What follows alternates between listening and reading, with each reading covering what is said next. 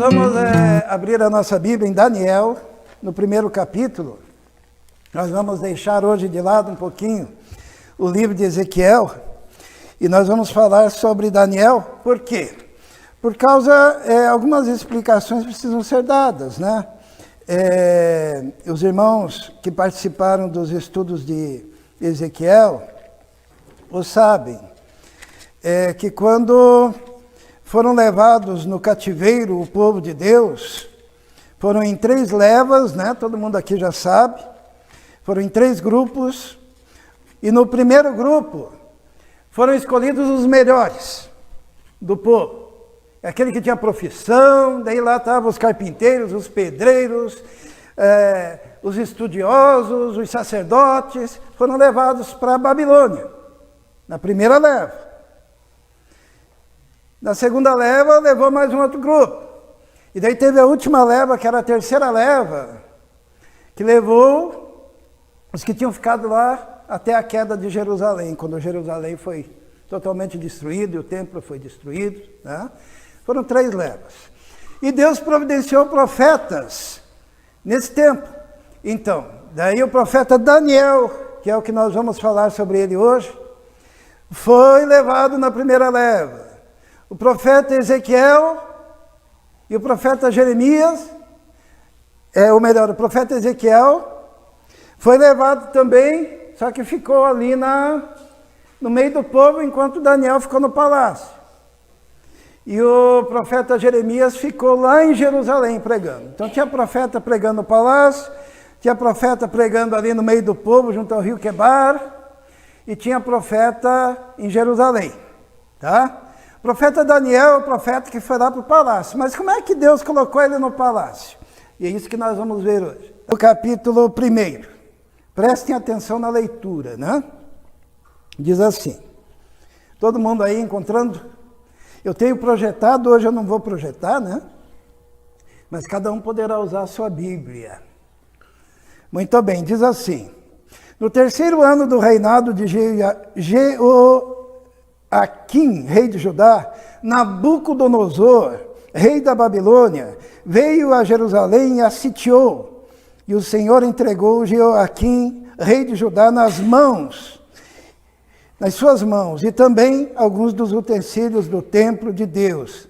Ele levou os utensílios para o templo do seu Deus, na terra de Sinear, e os colocou na casa do tesouro do seu Deus.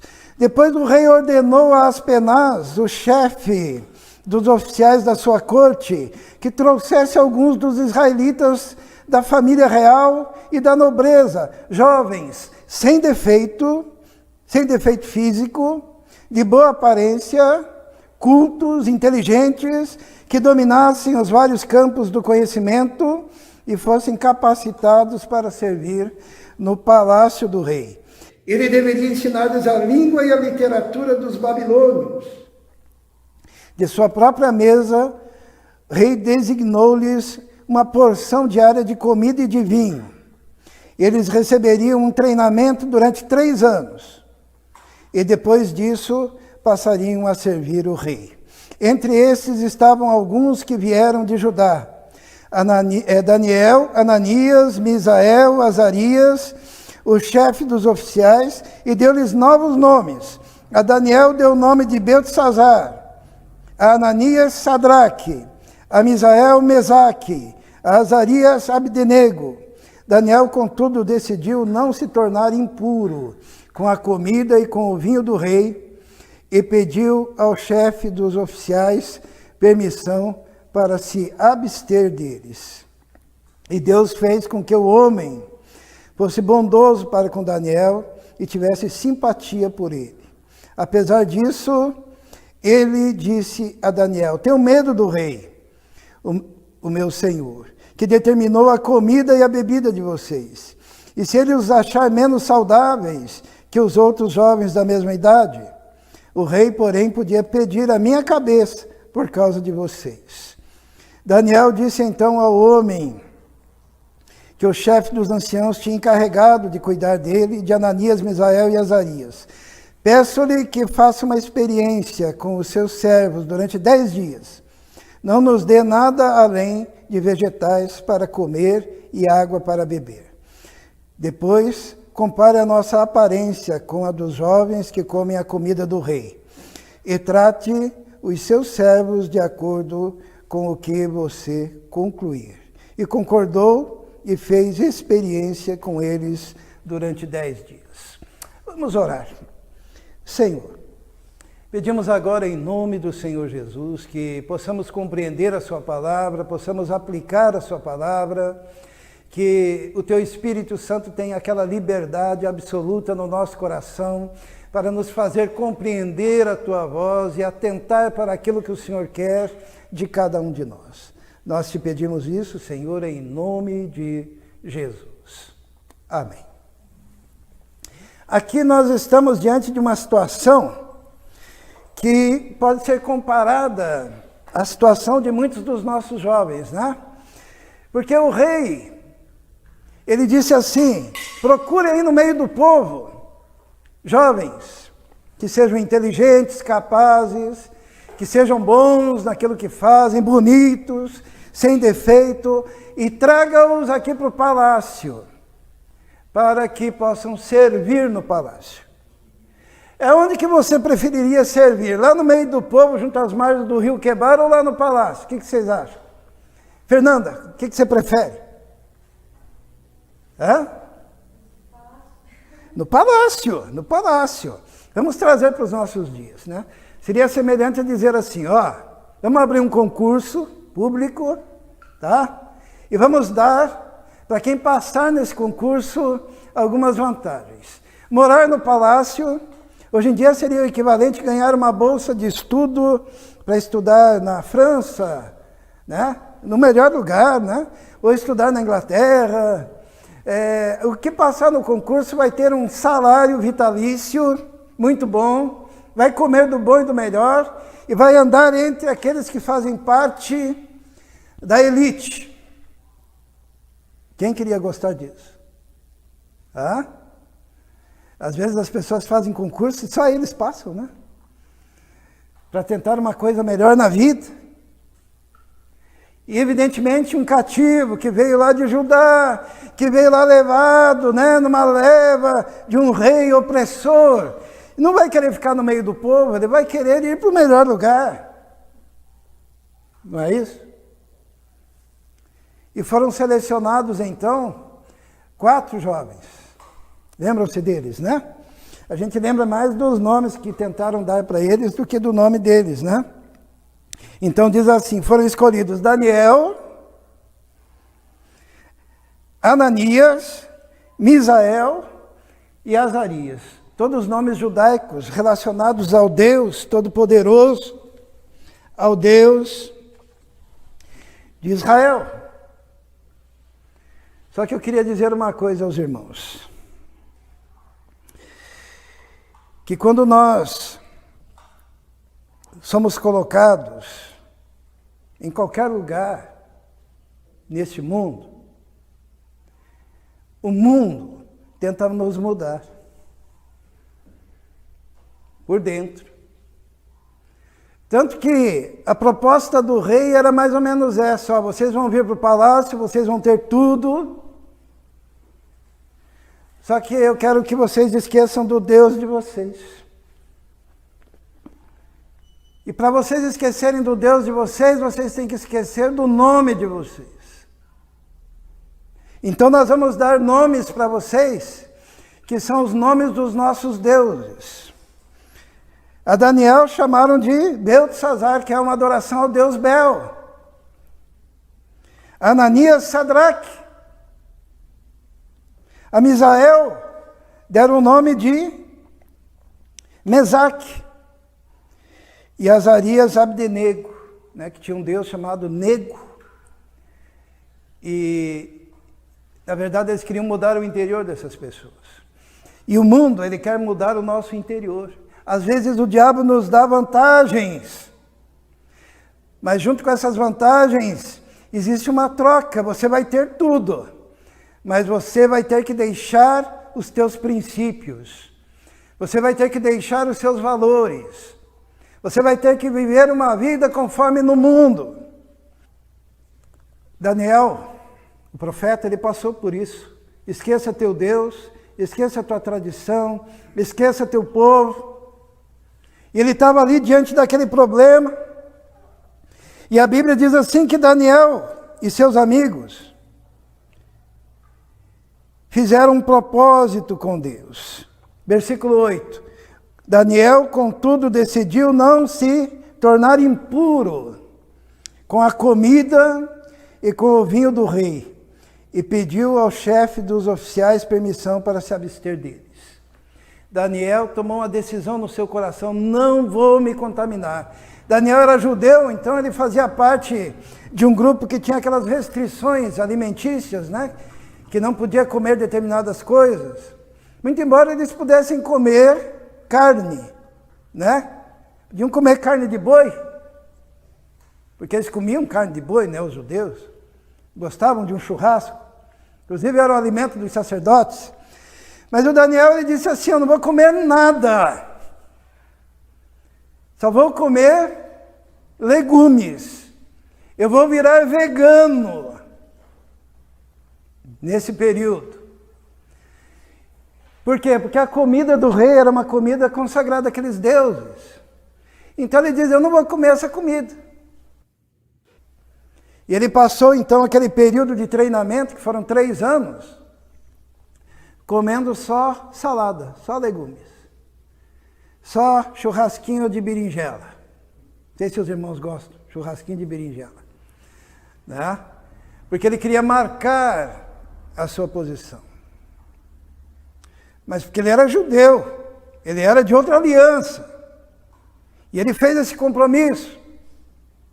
Nós hoje sabemos que na nova aliança as restrições alimentares foram eliminadas, né?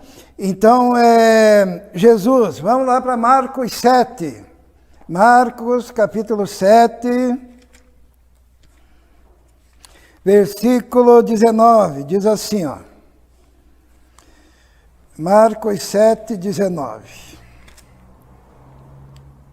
Jesus, ele diz assim, ó, quando os fariseus, porque é sempre fariseu que enche a paciência por causa disso, né? Então diz assim, quando os fariseus começaram a criticar os discípulos, disse assim: porque não entra, aqui assim, ó, ou melhor, versículo 18, será que vocês também não conseguem entender? Jesus está meio brabo, né? Perguntou-lhe Jesus: não percebem que nada que entre no homem pode torná-lo impuro? Estava falando dos alimentos, né? Porque não entra em seu coração, mas no estômago, sendo depois eliminado. Ao dizer isso, Jesus declarou puros todos os alimentos. E a gente não tem como dizer de forma mais clara. Se Jesus vivesse hoje em dia, ele ia dizer assim, ó: vocês não sabem que quando vocês comem, que vocês vão no banheiro, vocês fazem cocô, e aquilo que vocês comeram sai lá e vocês puxam a descarga? É isso que Jesus diz. Porque não entra em seu coração, mas em seu estômago, sendo depois eliminado. Então Jesus está dizendo: pare com isso. Pare com isso. E no final há uma declaração do escritor, né, Marcos, onde ele diz assim: ao dizer isso, Jesus declarou o quê? Puros. O quê? Todos os alimentos. Então nós já temos a palavra de Jesus. Então você vai ficar com a palavra de Jesus ou com a palavra de algum estudioso que pega e diz: não, mas acontece que não acontece nada, Jesus falou. Pronto. Também quando Jesus manda os 70, está lá em Lucas 10, 5. Jesus manda 70 para pregar, né? E ele diz assim: quando entrarem numa casa, digam primeiro: paz a esta casa. Se ali houver um homem da paz, a paz de vocês repousará sobre ele. Senão ela voltará para vocês. fiquem naquela casa, e comam e bebam o que lhes derem. O missionário, o que ele tem que fazer? Ele vai pregar o evangelho, tá? Chega numa cidade, chega numa vila, chega num bairro, entra numa casa. Eu vou lá na casa do Cristiano, né? Chego lá, o Cristiano prepara lá um bife de... aquilo que você não gosta, fígado, né? Um bife de fígado. Para o missionário aqui, tá? Daí eu digo, Cristiano, não come isso. Porque, não. Tá. Daí o Cristiano já vai ficar assim, eita. Daí a esposa dele, que é muito gentil, né? Bate no Cristiano, deixa, ele não gosta de fígado. Eu vou lá preparar uma berinjela para o pastor. Daí o pastor pega e diz assim, o missionário, né? Eu não como berinjela. Sabe, irmãos, tem seminaristas que a gente tem vergonha de sair com eles. A gente chega na casa do irmão, o irmão oferece um café, ela não toma café, tem chá. Daí lá vai a irmã fazer um chá, tudo bem. Daí eles vão preparar lá um pão, daí coloca lá uma mortadela, né? Coloca lá um queijo. Não tem um queijo prato, não como mussarela. O missionário ele tem que estar pronto para entrar na casa do irmão, tomar aquele cafezinho, comer aquele pão. Eu me lembro uma vez de uma maionese que a irmã, com o maior carinho, abriu 2 ovos assim, em cima e mexeu o ovo cru na maionese, assim, disse, ó, fica mais gostoso, pastor. Eu disse, obrigado. Come um pouco, faz parte da cultura da casa. Jesus disse, entra numa casa, coma tudo que te derem. Se você não consegue comer por alguma questão de doença, tem gente que tem alergia, daí sim você fala, olha, eu tenho alergia. Então não é por mal, eu gosto, é uma coisa legal, mas eu não posso. Mas por frescura, não. Missionário não é fresco. Missionário tem que estar pronto. Eu tomava café em latinha de massa de tomate elefante, só aberta a tampa assim, ó. Sentado num tijolo, com o fogo feito no meio do quintal. Quando entrar numa casa, comei aquilo que colocarem à mesa. Foi o que Jesus ensinou. Porque Jesus sabia a quantidade de gente fresca que ele estava mandando. Por que eu digo isso? Porque eles estavam acostumados com um grupo que tinha problemas por participarem de uma religião que tinha restrições alimentícias. Mas o apóstolo Paulo ele é mais duro ainda do que Jesus. Sabe o que o apóstolo Paulo faz?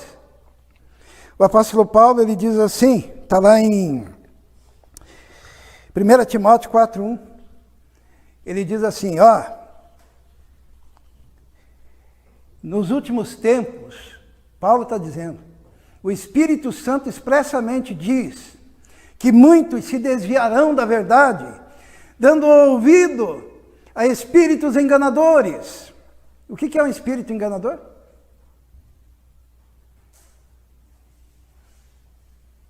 Demônio, a doutrinas de demônios. E o que esses seres endemoniados vão ensinar? Quais são as doutrinas que Paulo fala que são doutrinas de demônios? Os irmãos sabem? Restrição alimentar e proibição de casamento. 1 Timóteo,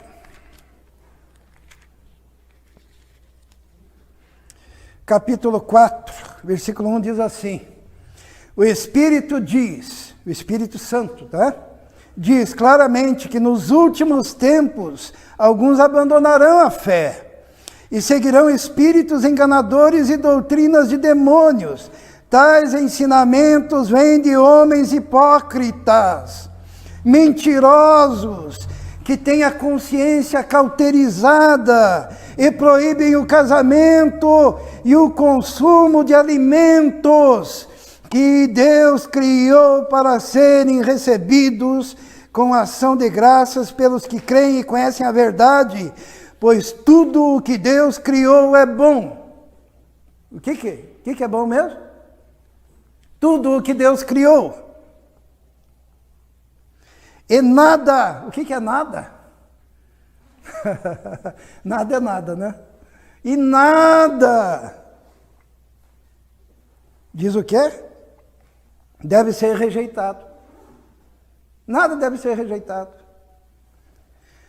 Se for recebido com ação de graças, pois é santificado pela palavra de Deus e pela oração. Não estão entendendo o que Jesus falou? Ó, entra na casa, coma de tudo. Então não pegue Velho Testamento e Daniel para falar besteira. Porque nós somos uma igreja neotestamentária. Nós somos o povo da nova aliança. As coisas velhas já passaram. No livro de Hebreus diz que tudo isso caducou. Porque Jesus já cumpriu na cruz tudo que era necessário. Então, quando Daniel ele se compromete, ele está marcando o território ali, ó, e dizendo, é o seguinte, vocês não vão mudar meu nome, vocês não vão mudar minha crença, vocês não vão mudar a minha relação com Deus, eu vou viver assim, e olha, eu não vou comer nada, só vou comer salada. E ainda a salada, não a salada do rei, mas ele pediu que fizessem lá separado, porque ele não queria nada consagrado aos deuses.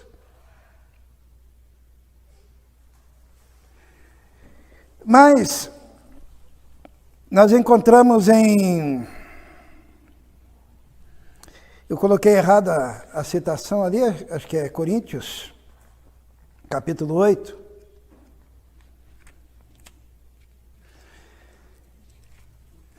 Que até um certo grau de tolerância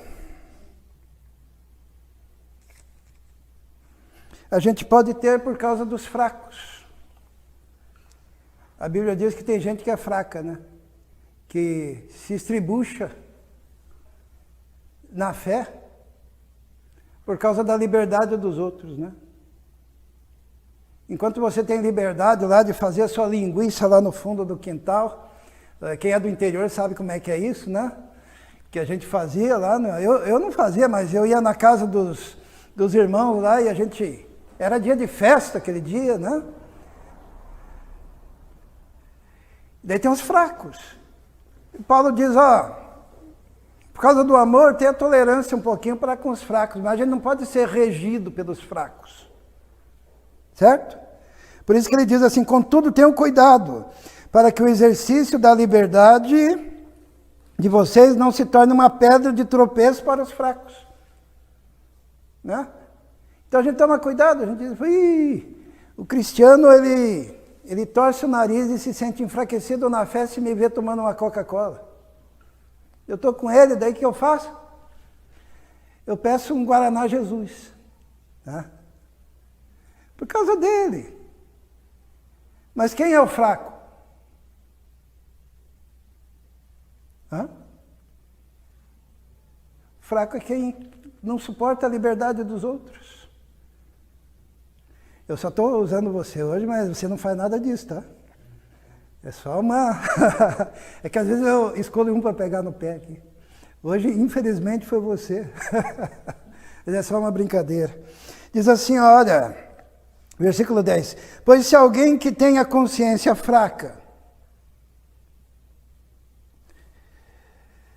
vir você que tem este conhecimento comer num templo de ídolos, não será induzido a comer do que foi sacrificado aos ídolos?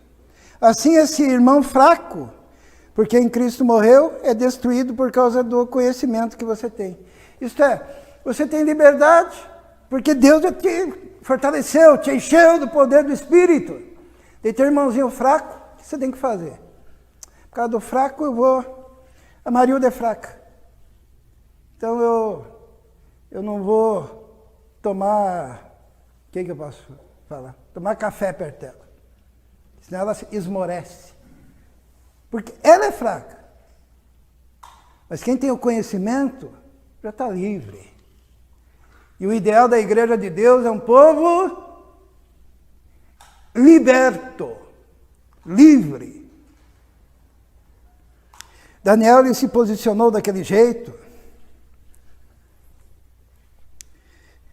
naquele contexto.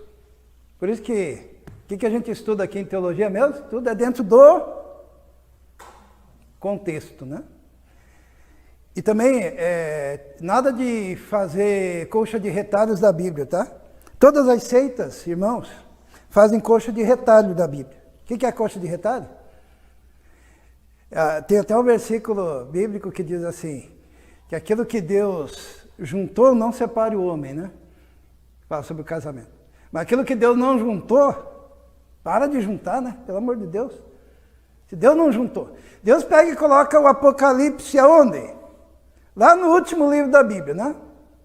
E daí Deus pega e coloca o Daniel lá no meio. Certo? Daí tem um herege que faz o quê? Ele quer que as suas ideias prevaleçam. O que ele faz? Ele junta aquilo que Deus não juntou. Ele pega assim, ó. Eu vou pegar um versículo daqui, vou juntar com um versículo daqui, e os dois juntos vai dar aquilo que eu quero. Entende? Mas você só pode usar Daniel com Apocalipse se o quê? Se o Apocalipse citar o Daniel. Não é você que vai inventar a moda. Lá no livro de Apocalipse, por exemplo, fala da guerra do Armagedon. E lá no livro de Ezequiel, fala da guerra do Armagedon. Daí sim, estão juntos, pois Deus uniu. Agora você não pode fazer por conta própria. Você não pode pegar lá um texto bíblico que está em Daniel e juntar com Esdras ou com Neemias para que dê certo aquilo que você imagina. Porque daí fica fácil, o diabo é especialista nisso. Ele pega um texto daqui, um daqui, um daqui, um daqui, junta tudo e diz para Jesus, pula. Então não sejam endemoniados. Se Deus colocou separado, deixa separado. Se Deus citou na sua palavra, daí sim, daí estão juntos. Isso é um princípio de hermenêutica. Um princípio de interpretação. E o profeta Daniel, para nós encerrarmos, diz a palavra de Deus o seguinte: que Deus o honrou e diz assim, ó, vamos encerrar com esse versículo. Ao final do tempo estabelecido pelo rei, para que os jovens fossem trazidos à sua presença, o chefe dos oficiais os apresentou a Nabucodonosor. O rei conversou com eles e não encontrou ninguém comparável a Daniel, Ananias, Misael e Azarias, de modo que eles passaram a servir o rei. O rei lhes fez perguntas sobre todos os assuntos que exigiam sabedoria e conhecimento, e descobriu que eram 10 vezes mais sábios do que todos os magos e encantadores de todo o reino. Eles foram considerados pelo rei 10 vezes mais sábios, porque eles se firmaram no Senhor. A Bíblia diz que o Espírito Santo é o Espírito de sabedoria e revelação. Então não tem como você estar intimamente ligado com o Espírito Santo e ser um burrão. Desculpem eu ser bem claro e taxativo, porque hoje em dia a gente vive numa época que a gente tem que falar tudo no português claro, né? Porque, de repente, você encontra alguém que diz que é de Jesus, que ama Jesus, que anda com Jesus, que lê a palavra, e quando você conversa com ele, ele é 10 vezes mais burro do que qualquer um que a gente encontra por aí. É o contrário. É o contrário. Se o Espírito Santo mora em você, você tem a obrigação de ter uma visão mais equilibrada da existência, mais profunda, mais intensa, uma relação de intimidade mais intensa, um conhecimento bíblico superior, uma palavra mais incisiva e verdadeira.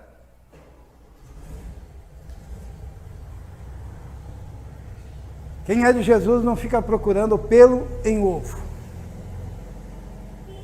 E basta ter uma leitura. Eu nunca me esqueço da dona Domingas, que era uma senhora, uma baiana, quando eu era ainda jovem. E ela era lá da igreja que eu participava. E quando eu estava para ir para o ministério, ela foi à frente falar. E ela me deu conselhos. Aquela mulher era analfabeta, mas ela conhecia a Bíblia, de capa a capa, porque ela ouvia os pregadores, ela ouvia as leituras e ela gravava com aquela mente brilhante que ela tinha. Ela citava os textos de cor. Ela dava o testemunho dela, dizia que morava lá num sítio, e pela graça de Deus, Deus enviou um protestanto. Ela falava isso, falava assim, protestanto, se referindo a um crente, que foi até aquela fazenda montado num cavalo, e ali pregou o evangelho para ela. Que mente brilhante, que capacidade de absorver a palavra de Deus, que conselhos. Porque o que diferencia é o Espírito Santo, é a conversão, é a mudança, é a transformação que o Senhor opera em nós. Vamos fechar os nossos olhos. Vamos orar. Senhor nosso Deus, muito obrigado, Senhor, pela Tua palavra, pelo profeta Daniel, ó Deus, que deu exemplo de não se deixar modificar pelos valores da Babilônia, Senhor. E assim nós também, neste mundo que quer modificar a nossa mente, nosso coração, a nossa vida, a nossa conduta, que possamos ter essa firmeza, ó Deus, de nos mantermos nos Teus valores e princípios, na Tua palavra, de nos mantermos no enchimento do Teu Espírito e da Tua graça. Pedimos isso, Senhor. A bênção sobre cada um de nós, para que sejamos luz. Nós te pedimos isso, em nome de Jesus. Amém.